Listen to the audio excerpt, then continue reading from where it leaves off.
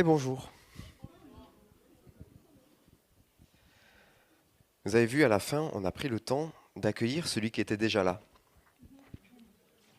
Et c'est important d'accueillir celui qui est déjà là. Parce que nous n'avons pas besoin de savoir qu'il est là, nous avons besoin d'avoir la révélation qu'il est là.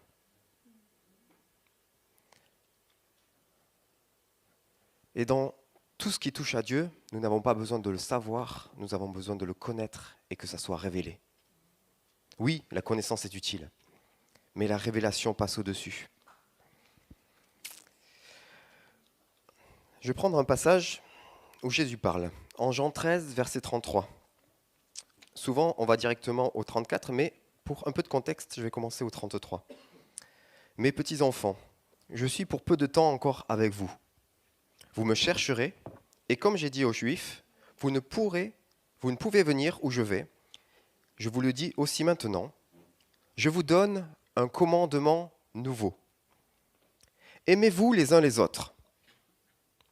Comme je vous ai aimé, vous aussi, aimez-vous les uns les autres. Et à ceci, tous reconnaîtront que vous êtes mes disciples, si vous avez de l'amour les uns pour les autres. Et juste après, Pierre va poser une question. Il aurait pu demander, parce que Jésus vient de poser une bombe quand même, on va le voir plus tard, aimez-vous les uns les autres, ça a l'air comme ça gentil, on le dit même aux enfants à l'école laïque. Et pourtant, on va voir la profondeur de ce mot amour, qui n'est pas celle qu'on imagine en français. Donc c'est une bombe que Jésus vient de poser, et Pierre aurait pu demander, Jacques aussi, je suis obligé de l'aimer ? Il aurait pu demander, j'ai déjà du mal à m'aimer moi, comment je vais aimer les autres ? Non, Pierre, ce qui l'inquiète, c'est de savoir où va Jésus. Et donc, et ça se comprend parce que il est tellement aimé par celui qui vient de parler qu'il a envie de rester avec lui. Donc Simon-Pierre lui dit, Seigneur, où vas-tu ? Jésus répondit, tu ne peux pas maintenant me suivre où je vais, mais tu me suivras plus tard. Seigneur, lui dit Pierre, pourquoi ne puis-je pas te suivre maintenant ? Je donnerai ma vie pour toi. Jésus répondit, oui, tu donneras ta vie pour moi. Mais en vérité, je te le dis, le coq ne chantera pas que tu m'aies renié 3 fois. Et comme nous l'avons vu déjà dans d'autres partages, effectivement, Pierre va renier son ami, son maître, plusieurs fois, 3 fois. Mais plus tard, Jésus réconciliera Pierre avec lui-même autour du brasier et des 3 mêmes tues. Et je comprends qu'à ce moment-là, ce qui inquiétait Pierre, ce n'était pas la difficulté du commandement nouveau, mais effectivement ce qui le touchait à ce moment-là. Cet amour, Paul aussi en a beaucoup parlé. On peut le lire en Paul 1, dans 1 Corinthiens au chapitre 13. Et moi, ce que j'aime bien avec ce texte, c'est je pense que Paul il avait déjà connaissance des mouvements dans les églises qui allaient naître. Parce qu'il dit, si je parle les langues des hommes et même celles des anges, donc là il s'adresse aux pentecôtistes, mais que je n'ai pas l'amour, je suis un cuivre qui résonne ou une cymbale qui retentit. Si j'ai le don de prophétie, la compréhension de tous les mystères et de toutes les connaissances, donc là il s'adresse aux charismatiques, si j'ai même toute la foi jusqu'à transporter des montagnes, donc là c'est pour les évangéliques, mais que je n'ai pas l'amour, je ne suis rien. Et si je distribue tous mes biens aux pauvres, donc là c'est pour les salutistes, nos amis de l'armée du salut, si même je livre mon corps aux flammes, ça c'est pour les candidats au martyr, bizarrement ça n'a pas fait d'église. Si vous vous demandez pourquoi, la réponse est dans la question. Mais que je n'ai pas l'amour, cela ne me sert de rien. Un cuivre qui résonne, ça m'a souvent surpris, je ne vois pas le rapport. Qu'est-ce que c'est un dong ? Bon, heureusement pour nous, il y a des historiens qui ont travaillé. Et Vitruvius, qui était un architecte à l'époque romaine, et il a vécu au 1er siècle de notre ère, non, avant notre ère, et il était spécialiste dans la construction des théâtres, et notamment de l'acoustique des théâtres.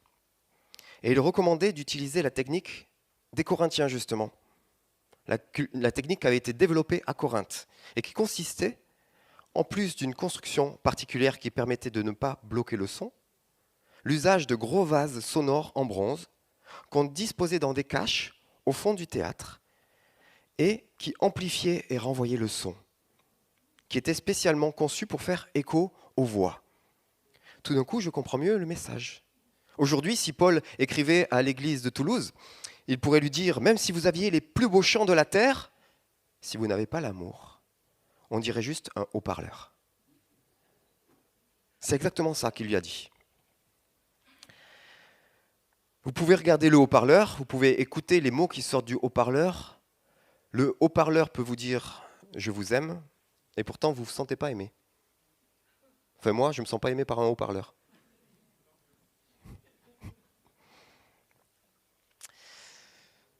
D'ailleurs, c'est peut-être resté un petit peu dans notre vocabulaire puisque on dit en français facilement « ça sonne creux ». J'entends bien les mots, je vois bien les actes, mais il me manque quelque chose. L'amour ne transparaît pas, cela sonne creux. À ceci, tous reconnaîtront. Est-ce que je fais partie de tous? Est-ce que tu fais partie de tous? Quels sont mes critères à moi pour savoir si quelqu'un est chrétien, c'est-à-dire qu'il est de Christ? Quels sont les critères que j'utilise pour scanner la personne et me dire oui, ça c'est un chrétien, oui, ça c'est un vrai chrétien? Est-ce que c'est son apparence? Est-ce que c'est parce qu'il a une petite croix? Ou simplement parce qu'il a un habillement respectable? Parce qu'il respecte le Shabbat? Parce qu'il parle par prophétie? Parce qu'il connaît par cœur la Bible? Ou bien parce qu'il utilise le bon vocabulaire et qu'on voit qu'il a fait patois de Canaan, langue numéro 2. Soyons honnêtes avec nous-mêmes. Quels sont mes filtres internes pour classer les brebis et les boucs? Et même, allons plus loin. Qu'est-ce qui me rassure à moi dans le fait que je sois un bon chrétien? Parce que je fais des actes qui sont jugés bons? Parce que je lis ma Bible tous les jours? Visiblement, pour Jésus, le marqueur est ailleurs. Son marqueur à lui, c'est l'amour.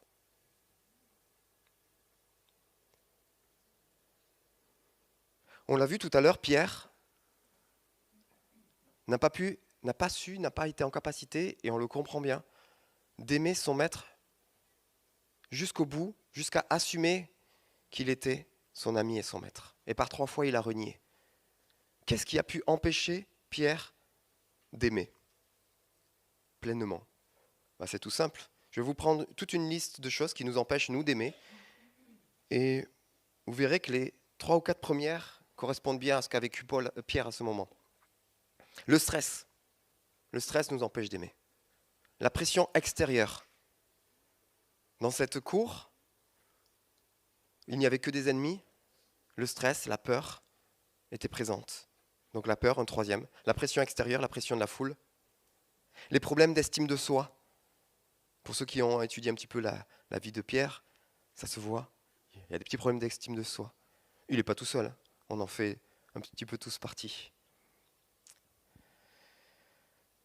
Autre chose qui peut nous empêcher d'aimer, c'est l'égoïsme, les préjugés.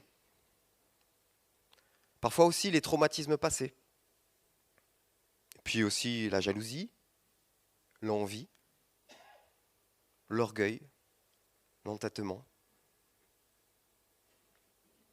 J'imagine, vous comme moi, on se sent concerné par certaines de ces choses qui nous empêchent d'aimer pleinement. Alors comment aimer?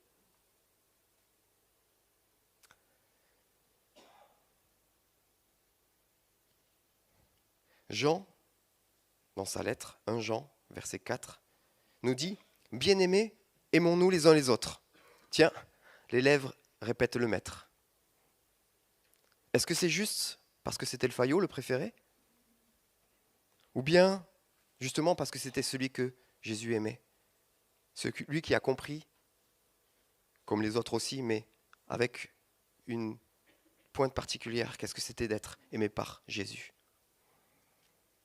Il continue, il dit « Car l'amour est de Dieu, et quiconque aime est né de Dieu et connaît Dieu. Celui qui aime, celui qui n'aime pas, n'a pas connu Dieu, car Dieu est amour. Et effectivement, là, le français ne nous aide pas à comprendre la profondeur et l'exigence de ce texte. Parce que, au contraire, même, ça pourrait nous amener à une vision très libérale de ce que c'est que le message de Jésus, qui serait juste un message peace and love. Parce qu'en français, on a juste ce mot, aimer. Et la profondeur de l'amour dont parle ce texte en grec est plus explicite. Alors, avant de regarder cet amour-là, on va regarder les autres amours qui existent aussi en grec pour pouvoir, du coup, les écarter dans notre pensée. Car sinon, cette phrase « quiconque aime est né de Dieu » pourra donner en français une version bien trop libérale et totalement opposée à la profondeur de l'amour qui nous est commandé. Alors, il y a d'abord l'amour philia. L'amour philia, c'est l'amour amical, l'affection et le lien étroit entre des amis. Celui que nous vivons facilement avec ceux qui sont nos amis. Il y a l'amour storgé, cet amour qu'on est censé vivre dans le cercle familial. Cette affection familiale qui indique l'amour naturel entre les membres d'une famille. Et puis bien sûr, il y a l'amour éros, celui qui est passionnel, la passion ou le désir qui reflète l'aspect romantique et physique de cet amour, qui aussi est légitime dans le cadre du couple. Puis l'amour xénia, c'est l'amour de l'étranger, qui pourrait être traduit par l'hospitalité, qui fait référence à cet amour qui est d'accueillir l'étranger ou des invités. Et qui, par opposition, aujourd'hui, en français, a fait xénophobie, qui est bien le contraire. Et tous ces amours, c'est ceux qui sont vécus dans la société. C'est ceux qui ne surprennent personne, parce que c'est des amours dont tout le monde est capable. Parce que l'homme a été créé pour aimer. Et il est capable de démontrer cet amour-là. Certains ont des difficultés même avec cet amour-là, et ont besoin encore plus d'être accompagnés, mais c'est à la portée de chacun. Tous ces amours, nous les voyons autour de nous, et nous pouvons les vivre, mais ils ne sont pas l'amour agapé de nos textes du jour. Tous les textes que je cite aujourd'hui, chaque fois qu'il y a le mot amour, c'est le mot agapé, ou l'une de ses traductions. Enfin, pas traduction, mais l'une de ses conjugaisons. Alors qu'est-ce que l'agapé ? Agapé est un amour qui est offert sans condition. Il ne dépend pas du mérite de la personne. Et il n'attend pas de réciprocité. Ce n'est pas parce que tu aimes de façon agapée, si tu attends que la personne te le rende, c'est que tu n'es pas dans l'amour agapé. Cet amour implique souvent un sacrifice personnel pour le bien d'un autre. Bien sûr, l'expression ultime de l'agapé, c'est le sacrifice de Jésus pour nos vies et pour l'humanité. L'agapé est centré sur le bien-être des autres plutôt que sur mon besoin ou sur mes désirs à moi.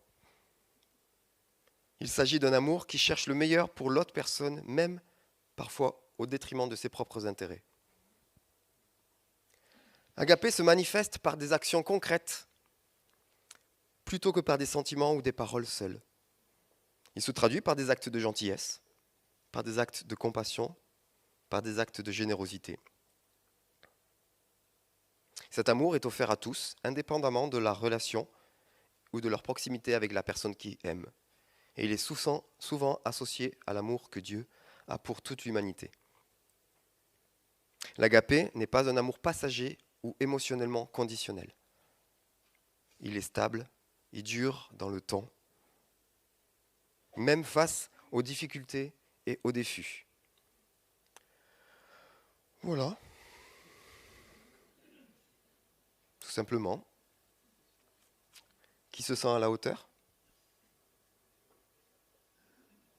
Et pour info, messieurs, quand Paul nous demande d'aimer nos femmes, c'est avec cet amour-là qu'il nous demande de les aimer. Voilà. Alors comment faire ? Comment vivre ça ? Quel miracle ? Aimer serait-il un miracle ? Oui, aimer pleinement, profondément, aimer est un miracle.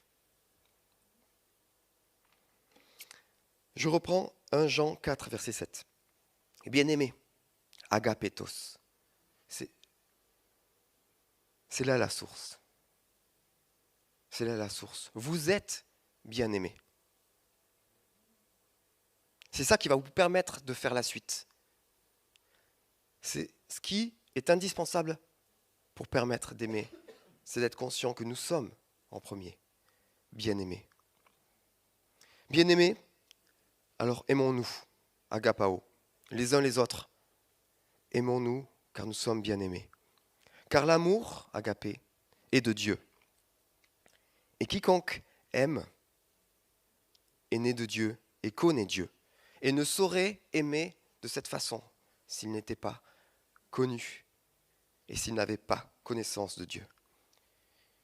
Alors oui, celui qui aime n'a pas connu Dieu. Celui qui n'aime pas n'a pas connu Dieu, car Dieu est amour. Et l'amour de Dieu a été manifesté envers nous en ce que Dieu a envoyé son Fils unique dans le monde, afin que nous vivions par lui. Et cet amour consiste non point en ce que nous avons aimé Dieu, mais en ce qu'il nous a aimés et a envoyé son Fils comme victime expiatoire pour nos péchés. Bien-aimés, si Dieu nous a ainsi aimés, nous devons aussi nous aimer les uns les autres. Et alors oui, personne n'a vu la plénitude de Dieu. Mais si nous nous aimons les uns les autres, c'est parce que Dieu demeure en nous et que son amour est parfait en nous. Et ceux qui ont lu le texte en parallèle ont vu que j'ai rajouté quelques mots qui n'ont pas déformé le texte, mais qui avaient juste pour but d'y donner un peu plus de profondeur. Et c'est pour cette raison que Jésus déclare « À ceux-ci tous connaîtront que vous êtes mes disciples, si vous avez de l'amour, agapé, les uns pour les autres. »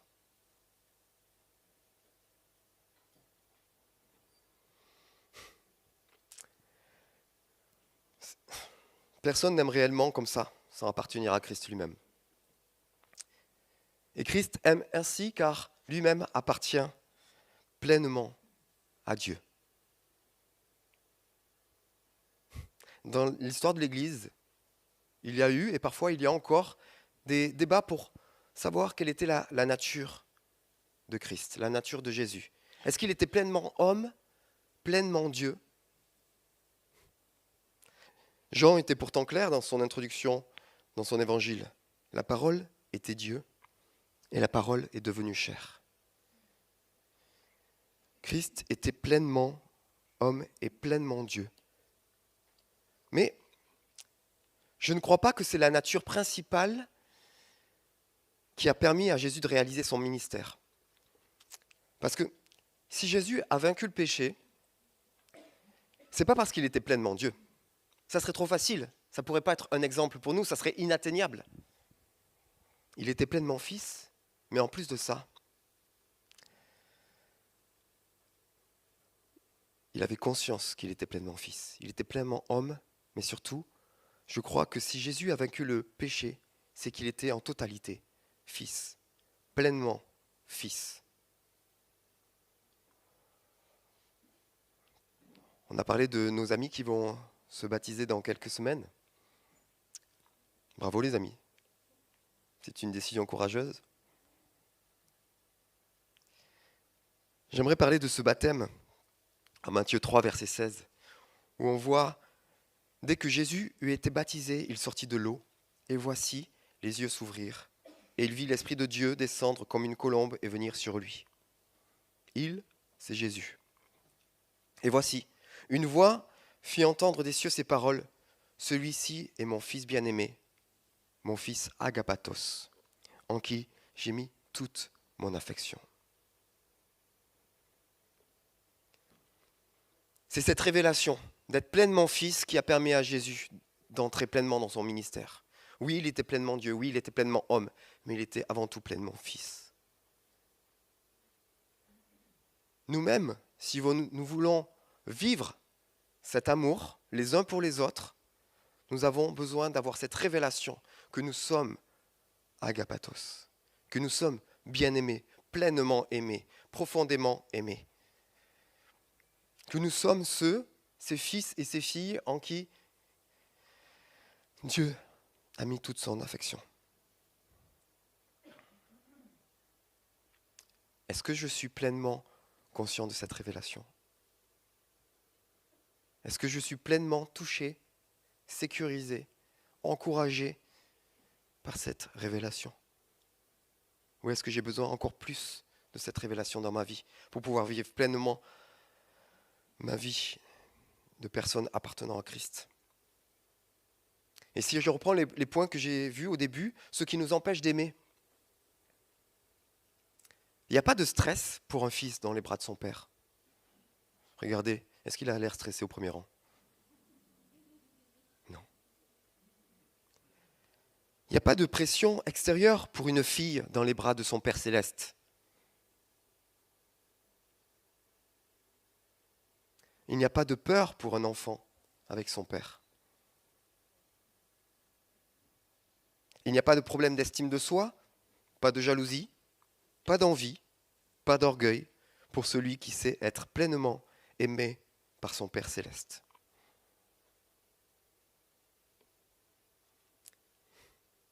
Il n'y a pas non plus d'égoïsme pour celui qui sait qu'il a tout ce qui compte en abondance. Il n'y a plus besoin de préjugés quand l'amour est présent. Et surtout, les traumatismes du passé guérissent quand le Père, le Fils ou l'Esprit sont invités à s'en occuper.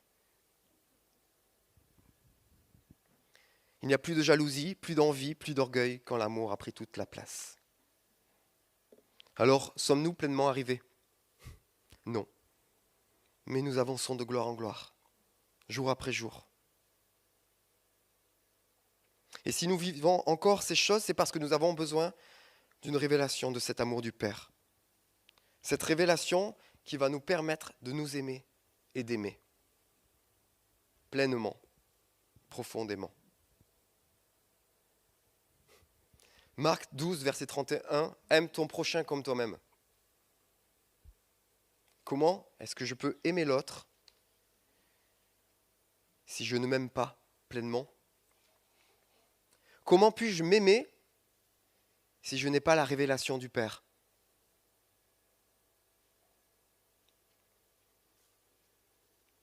Comment puis-je m'aimer si je n'ai pas la révélation du Père? Romains 8, verset 18, c'est mon dernier passage. J'estime que les souffrances du temps présent ne sauraient être comparées à la gloire à venir. Vous les sentez bien, vous, les souffrances du temps présent?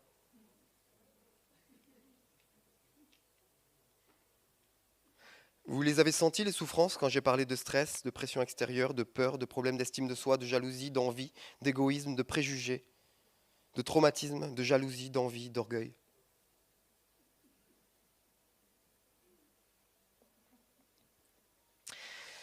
Mais tout ceci ne saurait être comparé à la gloire à venir qui sera révélée pour nous.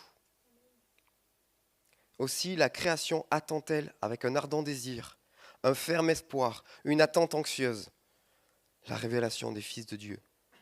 Oui, j'ai rajouté des mots, mais c'est juste des traductions qui sont tout aussi valables.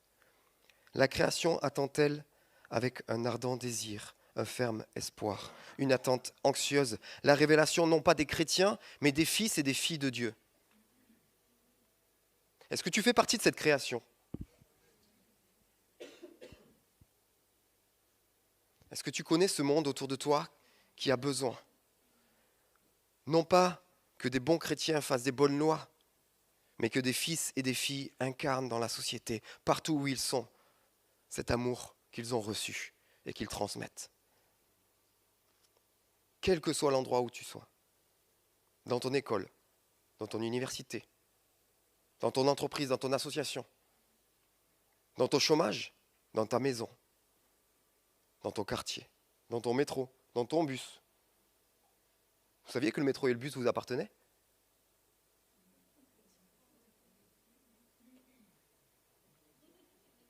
Là où tu mets la plante de tes pieds, je te le donnerai. Le métro n'est pas qu'un endroit de passage. Le métro aussi est un endroit qui a besoin de la révélation des fils. Quand je suis au volant de ma voiture, aussi. Et puis même, il y a peut-être un autostoppeur qui a besoin de la révélation des fils, qui a besoin que tu t'arrêtes, même s'il pue. Moi, je parle en connaissance de cause, je m'arrête toujours. Pas toujours facile. Mais il y a des gens qui ont besoin juste qu'on prenne le temps de s'arrêter, juste discuter 2 minutes. Juste un petit havre de paix, un endroit où ils sont accueillis, comme ils sont, malgré ce qu'ils sont. Nous faisons partie de cette création, nous avons besoin de cette révélation pour nous et pour les autres. Est-ce que toi aussi tu as cet ardent désir, ce ferme espoir, cette attente anxieuse après cette révélation? Alors j'ai une bonne nouvelle. Le week-end prochain, nous nous retrouvons samedi pour avancer ensemble. Pour nous réunir dans la présence de Dieu, pour nous rendre disponibles à cette révélation qui nous permettra de s'aimer soi-même et d'aimer les autres. Alors oui, vous avez bien compris, ce n'était qu'une introduction. Et je vous donne rendez-vous samedi prochain pour que nous puissions prendre le temps de vivre cette réalité. Je sais que tu as un problème de guitare, mais est-ce que tu veux bien revenir, Yoann?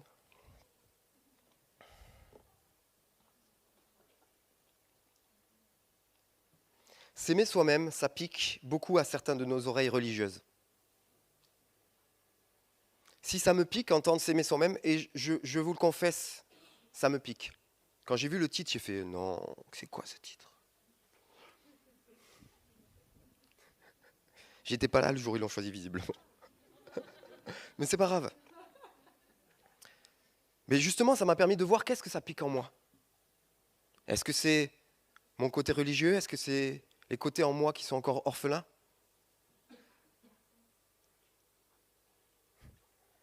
S'aimer soi-même, ça pique.